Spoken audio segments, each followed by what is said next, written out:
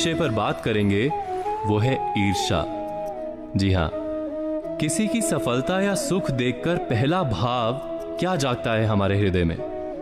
किसी पुरुष को सुंदर पत्नी या किसी स्त्री को सुंदर पति प्राप्त होते हैं, बड़ा वाहन या कोई सम्मान प्राप्त होता है, तब हम अवश्य आनंद तो प्रकट करते हैं। किंतु क्या हृदय नहीं कहता, ये सुख या सफलता अथवा ये वस्तु दूसरे को नहीं मिलती तो हमें सुख होता। उस सुख या सफलता पाने के लिए हमने कभी प्रयत्न भी नहीं किया। उस वस्तु की इच्छा तो दूर, हमने उस वस्तु का स्वप्न भी नहीं देखा, फिर भी मन ईर्ष्या से भर जाता है। हम दूसरों का दुख देखकर आनंदित होते हैं और दूसरों का सुख देखकर दुखी हो जाते हैं। हम अपना सुख भोगना छोड़ ईर्ष्या के कारण व्यर्थ ही दुख माथे पर उठा लेते हैं। तो ये ईर्ष्या क्या है जो बिना कारण हमारे सुख का भोजन कर जाती है? इतना तो हम जान गए कि ईर्ष्या हृदय का गुप्त भाव है। हम लाख समझते हो कि ईर्ष्या उचित नहीं, फिर भी ईर्ष्या जाग जाती है। उसको अंकुश में रखना भी असंभव सा है, क्योंकि निरंतर हृदय में रहती नहीं। ईर्ष्या से छूटने का केवल एक मार्ग है कि ईर्ष्या की जड़ से हम परिचित हो जाएं। इस रोग के लिए समझदारी से उत्तम कोई औषधि नहीं। तो ईर्ष्या क्या है, कहां से जन्म लेती है? क्या आपने कभी इस पर विचार किया है? जब किसी को कोई सुख, कोई सफलता या कोई वस्तु प्राप्त हो जाती है तो वास्तव में उसका जीवन बदलता है, समाज में उसका स्तर ऊपर उठता है।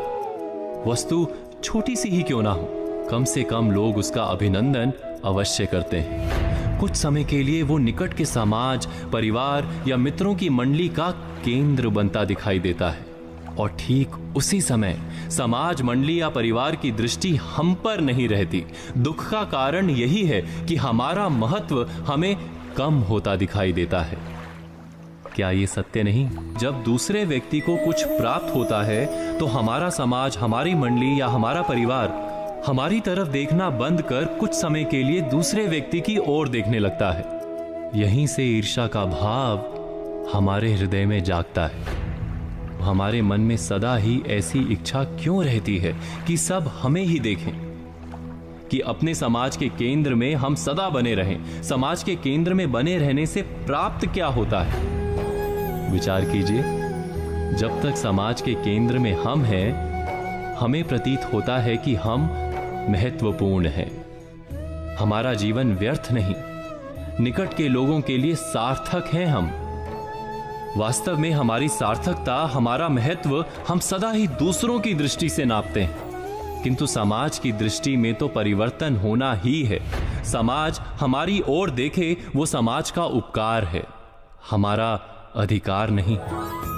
हमारी सार्थकता का प्रमाण जब स्वयं हमारे अपने हृदय से प्राप्त होने लगे, हम अपने जीवन से रस उठाने लगे, अर्थात जब हमारा हृदय आत्मविश्वास से भर जाए, तो ईर्ष्या का भाग अपने आप चला जाता है।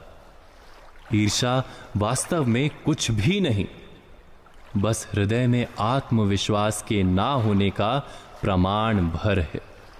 विचार कीजिए।